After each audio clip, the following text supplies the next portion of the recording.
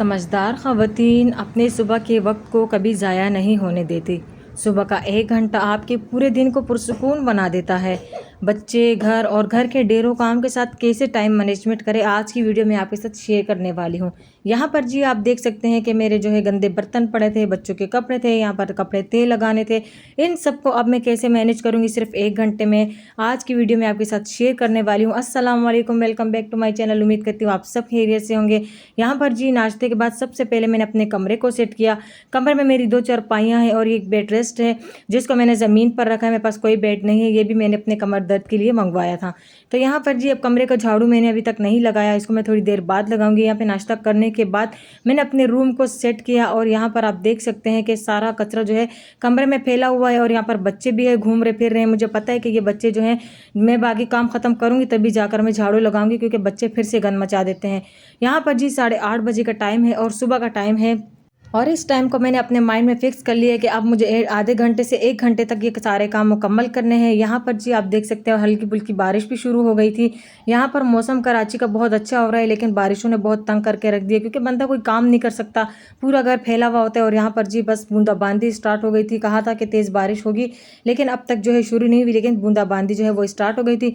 यहाँ पर बच्चों के कपड़े धोने के बाद उसको मैंने जो छपरे से नीचे डाला था, ताकि छपरे से पानी आता है थोड़ा थोड़ा आता है, इतना ज़्यादा नहीं आता, तो बस यहाँ पर बिछा दिया ताकि ये सूख जाए। यहाँ पर कपड़े वॉश करने के बाद फिर मैंने सारे बर्तन धो लिए और बर्तनों को किचन में लाने से पहले मैंने अपने जो है स्टॉक को अच्छे तरीके से साफ़ किया। उसके बाद शेल्फ को अच्छे तरीके से साफ़ किया, इस पर मैंने पानी डाला और इसको मैंने एक अच्छे से गीले कपड़े से अच्छे तरीके से वॉश किया ताकि इसके सारे जरासीम जो है वो ख़त्म हो जाए। जगह पहले साफ़ की, उसके बाद बर्तन किचन के अंदर एंटर किए और उसके बाद जो है सारे बर्तनों को अपनी अपनी जगह पर सेट रखूँगी, क्योंकि अगर किचन सेट रहेगा ना तो समझे कि आपका पूरा घर सेट रहता है, क्योंकि सबसे पहले जो है हमारा ज़्यादा से ज़्यादा काम जो होता है वो किचन में होता है। तो यहाँ पर जी आपने देखा जैसे कि मैंने सुबह नाश्ते से पहले जो है कमरे को सेट किया।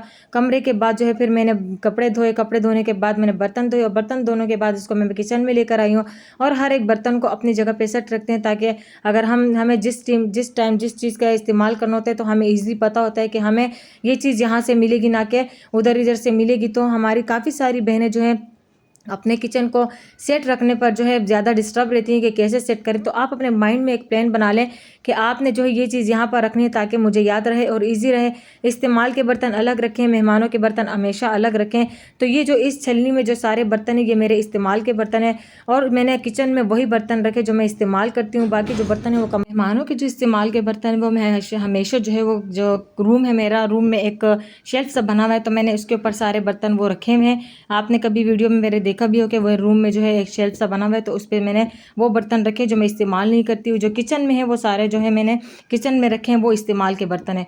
तो आप यहाँ देख सकते हैं मेरा किचन अच्छे तरीके से सेट हो चुका है। और यहाँ पर अब बारी आती है स्टॉक की, क्योंकि ये सबसे ज़रूरी है। मेरी वो प्यारी बहनें जो सुबह सुबह उठने से जो है कासिर रहती हैं कि उठ नहीं पाती, मुश्किल होता है, तो आपने ये आदत बना लेनी है। एक दिन आपको मुश्किल होगा, दूसरे दिन, लेकिन तीसरे दिन आपको इतना आसान होगा कि आपकी खुद की आँख खुलेगी। सुबह उठकर नमाज़ पढ़ लिया करें, ज़िक्र अस्कार कर लिया करें, क्योंकि आपकी ज़िंदगी को जो स्टार्ट होता है ना वो सुबह से होता है। अगर आपका सुबह अच्छा होगा ना तो समझे आपका पूरा दिन अच्छा होगा, आपका मूड फ्रेश होगा और बाकी टेंशन भी आपके आसपास नहीं आएगी। यहाँ पर जो किचन को अच्छे तरीके से सेट करने के बाद फिर मैं रूम की तरफ आई थी और रूम को अब मैं झाड़ू लगाने लगी हूँ। कोने कोने से हम कचरा निकालेंगे, क्योंकि बच्चे जो है बहुत ज़्यादा गंद मचाते हैं। बच्चों के साथ घर मैनेज करना बहुत मुश्किल होता है, क्योंकि वो बच्चे जो बस कुछ भी खा लें, रैपर्स वगैरह फेंक देते हैं, वो हवा के ज़रिए चारपाइयों के नीचे चले जाते हैं, बेड रेस्ट के नीचे चले जाते हैं। जिनके घर बेड है तो उनके बेड के नीचे चले जाते हैं। तो यहाँ पर जी कोने कोने से कचरा निकालने के बाद रूम की अच्छे तरीके से सफाई करेंगे। अब ये आखिरी काम है मेरा, क्योंकि बाकी जो छोटे मोटे काम थे वो मैंने पहले कर लिए, और झाड़ू लगाना, पोछा लगाना ये सबसे बड़ा काम होता है। तो इसको हम बाद में इसलिए करते हैं और आपने भी बाद में इसलिए करना है, क्योंकि जिनके घर बच्चे होते हैं ना तो जाहिर सी बात है बच्चे जो है चीज़ें वीज़ें खा लेते हैं। जैसे मेरे हस्बैंड सुबह काम पे जाते हैं तो बच्चों को चीज़ दिला देते हैं, जब वो चीज़ खा लेते हैं वो रेपर वो इसी तरह फेंक देते हैं। लेकिन बच्चों में आदत डालनी चाहिए कि रेपर की जगह डस्टबिन होती है। लेकिन अब ये मेरे बच्चे जो है वो ज़रा छोटे हैं, वो नहीं समझ पाते हैं, तो इसीलिए वो कमरे में ही जो है गंद फेंक देते हैं। तो यहाँ पर जी अब फ़र्ज़ मेरा ये बनता था कि कोने कोने से झाड़ू लगाने के बाद अच्छे तरीके से कचरा निकालेंगे। अब यहाँ देखें बच्चों के खिलौने भी बिखरे पड़े, हालांकि ये छोटे मोटे काम करने से पहले मैंने सारे खिलौने भी उठा लिए थे, इनके जूते वगैरह भी उठा लिए थे, लेकिन ये समझने वाले नहीं होते हैं और बस यही खिलौने उठा के खेलते नहीं हैं, बस फेंक देते हैं।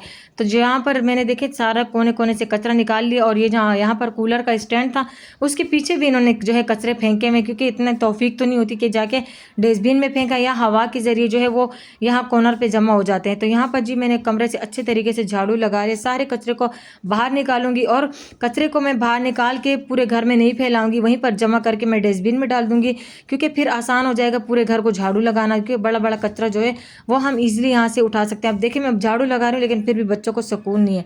यहाँ पर बच्चे घूम रहे फिर रहे थे, लेकिन फिर भी मैंने अपना काम ख़त्म कर दिया। यहाँ पर जी फिर सारा कचरा उठाने के बाद एंड आता है हमारे वो जगह जहाँ पर कपड़े धोते हैं, बर्तन धोते हैं। तो यहाँ पर मैंने अच्छे तरीके से इसकी भी सफाई जो है स्टार्ट कर दी थी, अच्छे तरीके से धोया है, सारे कचरे को एक जगह जमा करके हटा दिए, क्योंकि जब ये कचरा नालियों में चला जाता है फिर भी मसला बन जाता है। तो इसीलिए धोने के साथ जो है आपने कचरे का भी ख्याल रखना है कि आपने कचरे को बिल्कुल भी उस जगह नहीं लेके जाना जहाँ से पानी जो है खारिज होता है। तो यहाँ पर अच्छे तरीके से इस जगह को धोने के बाद मैंने वो कपड़े भी अब धोने हाथ के हाथ हैं कि जो किचन के इस्तेमाल होते हैं। मैंने किचन के इस्तेमाल के लिए अलग अलग कपड़े रखे हुए, जैसे ये नरम कपड़े हैं, इससे स्टॉक साफ़ करते हैं, शेल्फ साफ़ करते हैं। तो अब मैंने कहा चलो इसको भी हाथ के हाथ ही धो लेते हैं, ताकि ये काम भी जो है ख़त्म हो जाए और सूख जाए, क्योंकि मौसम जो है बारिश वाला है, फिर कुछ भी धो लो फिर सूखने का नाम नहीं लेता। इसको भी धोने के बाद बस मैं लटका दूंगी ताकि इससे पानी निकल जाए और ये सूख जाए, क्योंकि ये हमारे किचन के इस्तेमाल के लिए मैंने काफ़ी सारे कपड़े रखे हैं, लेकिन इस्तेमाल में 1 से 2 करती हूँ ताकि सारे एक ही दफ़ा में ख़राब ना हो। ये जो है कुछ पीसीस थे जो मैं लेकर आई थी लंडे से, लंडे बाज़ार में मिलते हैं। तो ये जो है साफ़ सफाई के लिए बहुत बेस्ट रहते हैं, 10 से 20 रुपये में मिल जाते हैं पीस। एक पीस जो है 10 से 20 में, तो मैं तकरीबन 500 से 600 तक के लेकर आई थी, ताकि मुझे बार बार बाज़ार जाना ना पड़े। और ये मैं किचन के लिए जो है इस्तेमाल करती हूँ। ये नहीं कि बर्तनों के लिए, सिर्फ स्टॉक साफ़ करने के लिए और शेल्फ साफ़ करने के लिए, और इससे अच्छी सफाई होती है। तो यहाँ पर इसको धोने के बाद अब बारी आई थी मेरे वॉश बेसन धोने की। इसको भी अच्छे तरीके से मैंने धोया मैक्स साबुन लगाकर, क्योंकि ये मैक्स साबुन से बहुत ज़्यादा चमक जाते हैं। कोई लिक्विड इस्तेमाल नहीं किया, कोई महंगी चीज़ इस्तेमाल नहीं की, क्योंकि मुझे पता है कि महंगी चीज़ भी लेकर आनी है तब भी साफ़ होना है, और मैक्स साबुन हो तो तब भी साफ़ होना है। तो यहाँ पर आप देख सकते हैं इसको मैंने झाग लगा के अच्छे तरीके से वॉश कर लिया। यहाँ पर सिर्फ हाथ ही धोया जाता है, या मैं सब्ज़ी वब्ज़ी धो लेती हूँ, क्योंकि ये ज़्यादा इस्तेमाल नहीं होता, इसी तरीके से रहता है। तो यहाँ पर इसको भी अच्छे तरीके से साफ़ करने के बाद नेक्स्ट काम जो है मेरा अब आता है पोछा लगाना। बस अब यहाँ पर जो है मैं अपने 1 घंटे में जो है ये काम फिनिश करने वाली हूँ अल्हम्दुलिल्लाह, क्योंकि मैंने 1 ही घंटा अपने जो माइंड में फिक्स कर लिया था कि मैंने अब 1 घंटे में ये सारे काम निपटाने हैं। बच्चों के साथ घर के इतने ढेरों काम मैनेज करना बहुत आसान होता है, लेकिन अगर आपकी तरतीब हो, आपका माइंड फ्रेश रहे, और माइंड इसलिए फ्रेश रहेगा, आपका इस वजह से फ्रेश रहेगा कि आप सुबह उठेंगी, आप थोड़ा सा वॉक करेंगी, आप थोड़ा सा ठंडा पानी पियेंगी, उसके बाद सुकून से नाश्ता बनाएंगी, और नाश्ता बनाने के बाद जब आप अपने काम का आगाज़ करेंगे तो वो सारे काम जो है आपके लिए बहुत आसान हो जाएंगे। आपको ना थकावट होगी, ना आपको जो है बिल्कुल उलझन होगी, क्योंकि काफ़ी सारी बहनें कामों से जो है डिस्टर्ब रहती हैं कि किस तरीके से करें, या तो करती ही नहीं है, ऐसे ही गंद पड़ा रहता है। लेकिन सबसे पहले आपने आदत बनानी है, सफाई निफ्स ईमान है। अगर आपका घर साफ़, आपका किचन साफ़, आप खुद साफ़, तो लोग आपके वाह वाह करने पर मजबूर हो जाएंगे। यहाँ पर जी कमरे को अच्छे तरीके से साफ़ कर लिया मैंने, और पोछे पे भी मैं एक अच्छा सा लिक्विड जो है मैंने मंगवाया हुआ है वो डालती हूँ थोड़ा सा, तो पूरे घर में खुशबू फैल जाती है, ताकि बाहर से आने वाला बंदा ये महसूस करें कि ना कि गंदी स्मेल हो रही है, क्योंकि बच्चे अक्सर कहीं ना कहीं पे वॉशरूम कर देते हैं, तो फिर गंदी स्मेल होती है। तो यहाँ पर जी मैंने लिक्विड के साथ पूरे घर में पोछा लगाया, ताकि बाहर से आने वाले लोग हैं वो मेरी खुशबू को देख कर ही मुतासिर हो जाए कि पूरा घर कितना साफ़ सुथरा है। तो यहाँ पर जी वीडियो को एंड करते हैं। 1 घंटे में सारा काम मुकम्मल। अल्लाह हाफिज़।